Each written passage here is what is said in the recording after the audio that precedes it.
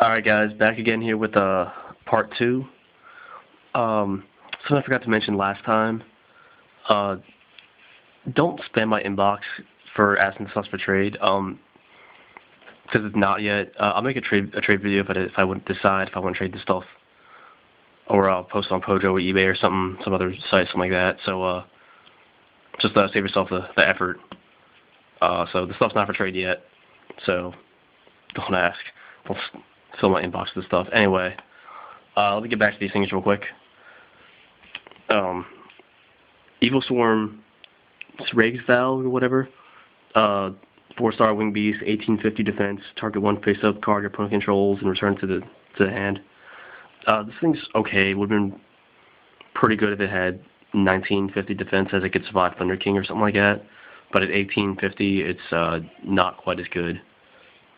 So still a decent option. This can bounce a sinker or bounce and exceed, but it's not going to survive over a lot of the common threats. Next up, we have Blackluster Soldier Envoy of it's the ritual one. Why did they reprint this? I have no idea.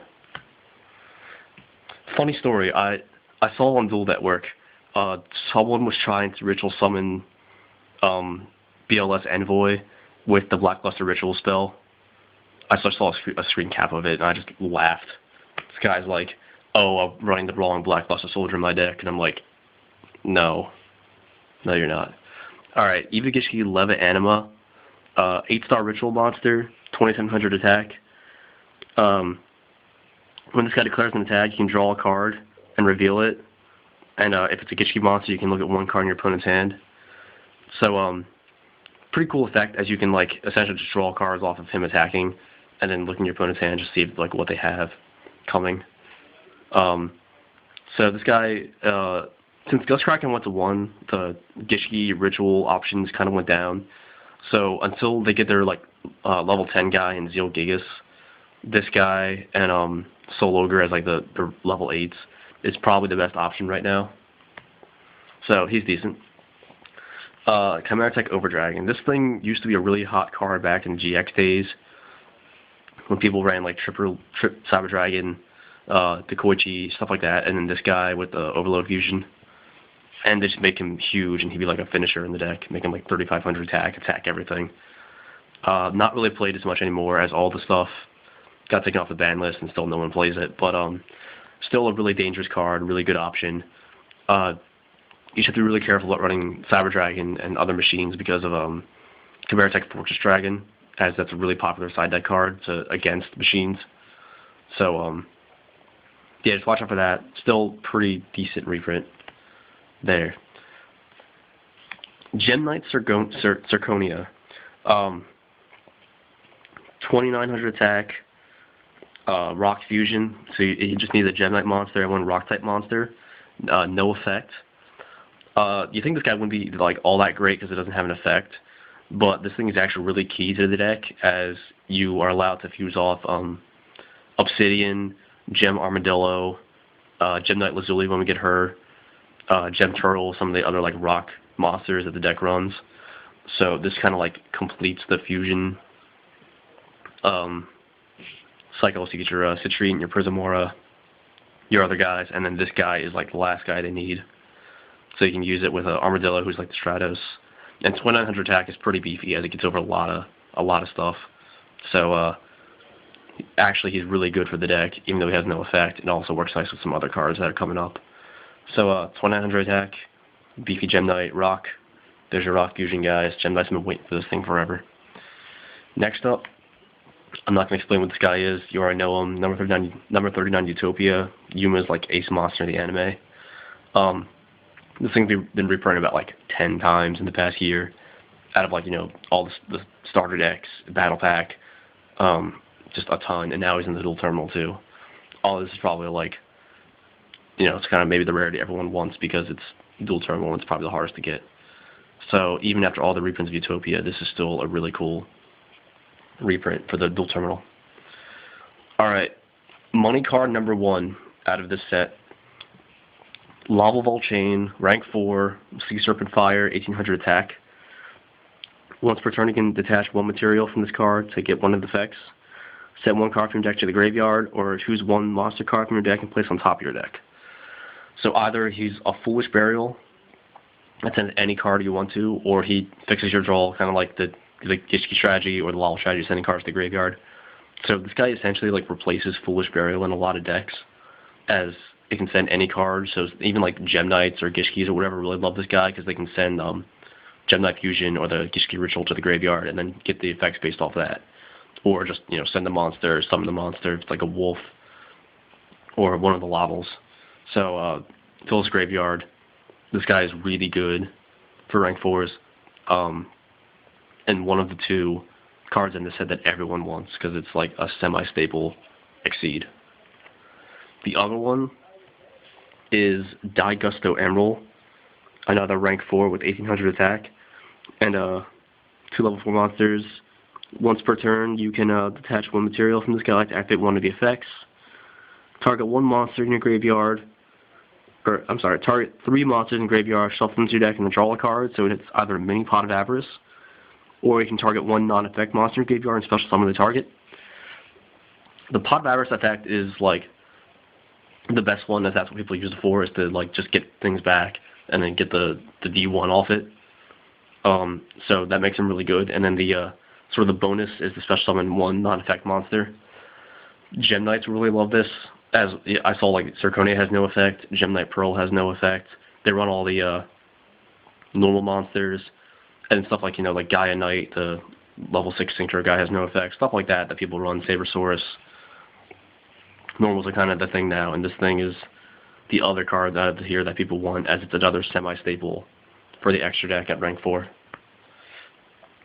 And now to some of the newer stuff for the Constellars and Evil Swarm. First off is Hades. You need 2 level 3 light monsters, 1900 attack. Once per turn, you can attach one material. Change all monsters your opponent controls to face-up defense. So, kind of built-in enemy controller effect or whatever. Switch all your guys to defense, and you can kind of like attack into them. It gets over a lot of stuff because not a lot of stuff has a lot of high defense anymore that people run. It's kind of restricted to Constellar decks, but and even there, like at the moment, he's not that great because rank 3 doesn't really do much for that deck. But once they get their own Chaos Exceed out, this guy kind of makes it all worthwhile, as you can go into level 3, go into him, and then instantly go into their Messiah 7, who's like their Chaos Exceed guy that you can just overlay on top of him. So that's kind of what makes him valuable. So right now he's not all that great, but later he'll be like a 1 or 2 of for Constellars, definitely.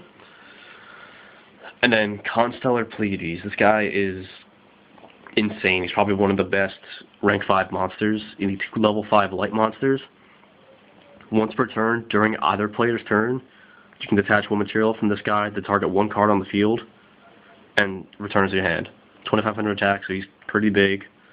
And then during you and your opponent's turn, you can bounce cards.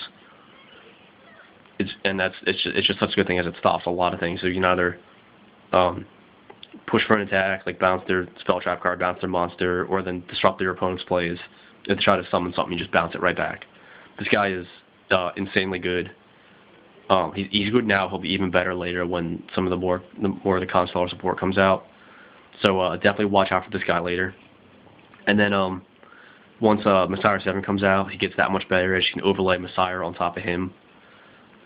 Detach Messiah and then use Exceeds Reborn. It's really good with this card too, as you can just bring him back and he gets a free material, and you can use that material again, bounce another card, and then overlay again into another Messiah. So this guy is like one of the bread and butter cards in Constellars, and it's like their very first Exceed option they want to go into. So be on the lookout for him. Now for the 2 Evil Swarm Exceeds. First is Evil Swarm Nightmare. You need 2 dark monsters, 2 level 4 dark monsters, 1950 defense. When your opponent special summons a monster, you can detach material to change that special summon monster to face down defense. So he's kind of a nice, as like put him out in defense. He can survive Thunder King, stuff like that. Your opponent tries to exceed something or whatever, you just detach material, it goes face down. They can't do a thing with it. He's a nice option in just like a one-of Inverse Rabbit when that deck is going to get popular. So he's pretty decent as an option. The other one is Evil Swarm Bahamut. It's kind of like the Evil Swarm version of a Brionic. I guess it's supposed to be Brionic, and it got infected. It needs 2 level 4. It says L Swarm monsters, so it can either be Evil Swarm or Steel Swarm. They really like butchered the names of these things, so they had to make up for it, and now we get stuck with things that's called L Swarms as like a generic archetype. It's really stupid, but you get it. Anyway, 2350 attack. Once returning, detach 1 Exceed material from this card. Target 1 face-up monster your opponent controls, and discard 1 L Swarm monster, so Steel Swarm or Evil Swarm monster from your hand, and then take control of that card permanently. So this thing is, Snatch Steal the monster. Another really good one of in so like the L Swarm Dex Rabbit variant or whatever. He's just a really good card. All right, come to the end here. Because we got the Ritual Blackluster monster, we have to get the Blackluster Ritual. No, don't try to summon and void the beginning with this, as you'll look like a fool. We got Chimera Tech, so we get Overload Fusion, which is probably like the best way to summon it, remove machines from your field in the graveyard for a Dark Machine. So we got Chimera Tech, another pretty cool reprint. Molten Conduction Field. This is like the one card that Lavels have been waiting forever for. And what it is they're like Foolish Burial on crack. Its effect is simple, it's just send 2 Laval monsters from your deck to the graveyard. So what you do with this is just play this card, send Volcano Handmaiden and something else, either like a Magma Cannoneer or Lakeside Lady, something like that to the graveyard. And then because there's already a monster in the graveyard when this effect resolves, you'll get Handmaiden's effect. So you can send another Handmaiden, then another Handmaiden, and then something else, and set up your Rekindling plays. So really it says 2 monsters. In fact, it's going to be like 5 because of Handmaiden. And they have like a monster form of this in Laval Miller, but because it's a spell card, you can use this thing right away, and it gives the deck a lot of speed and makes the deck really hard to stop. So this is sort of like the insane card that makes Lavels fast. Next up is Gishki Photomir. Another Gishki Ritual option, nothing special, really. You can Ritual Summon any Gishki monster with this card, and instead of like sacrificing levels like you usually do, you can pay 500 life points times the level of the monster you're trying to summon. So, yeah, the Gishki already have Aquamir, which is probably their most broken one. So this is, nothing compared to that. Constellar Star Chart. Once per turn, when a Constellar Exceed monster is special summoned to your side of the field, face up, you can draw a card. Pretty cool card to like kind of help mitigate the minuses that Constellar decks can go into by just summoning monsters and go into Exceed. As you can draw a card off it and sort of makes, 1 material into 1 monster, and then you get to draw 1, so you even out a little bit. Although this card's not really ran in most Constellar decks I've seen, as they run their like the salvage card that's coming out instead. But I like this card, because drawing cards is just good. I think like the once per turn thing is what turns people off from it, as you can't abuse it as much. But if you get 2 things out and draw 2 cards every time you Exceed, throw in some Exceed Reborns or whatever, you can draw a lot of cards off this thing. Scrap Iron Scarecrow, sort of a signature trap card from 5 these days that UCA ran. You can negate an attack and then set this card back on your side of the field. So it's essentially just like a permanent negate attack, or just negate 1 attack a turn. Nice tech option. Essentially just needs like an MST to get rid of it, or your opponent will not be able to touch you. So, cool option. Because we got Faltrol before, we're going to get a Gotham's Emergency Call too. If a face-up X-Saber monster is on the field, you can special summon 2 X-Saber monsters from either player's graveyard. So this card is like probably one of the best swarm cards for Sabers as a trap. So you can summon a Saber, bring 2 back, activate this guy. It just makes for a lot of really big plays in the deck. That the deck already has a lot of big plays, and it just makes it that much more big. Fragment Fusion, it's kind of a miracle fusion for Gem Knights. It's just not as good. It's a trap card, so you have to set it and have to do it on your opponent's turn or wait a turn. And then the monster is destroyed at the end phase. So it's you know, if it's either just gonna get the wait a turn and hope it survives and doesn't get MST'd, and then just kind of push, or use it to like summon something to block an attack or something like that, and get a gem that out and it's destroyed. It's nothing great. I mean, it's okay for the deck because it kind of, you know, it doesn't cost you anything besides banishing like Miracle does, but nah, it's better. Dust Storm of Gusto. Your opponent can activate cards or effects when a Gusto monster declares an attack this turn. Again, one of those things, like, if this was a spell card, it'd be better, but as it's a trap card, you have to wait a turn. And even then, like, you know, so your opponent can't Mirror Force or deprison your Gusto monsters. They can't, you know, stuff like that, Battle Fader you.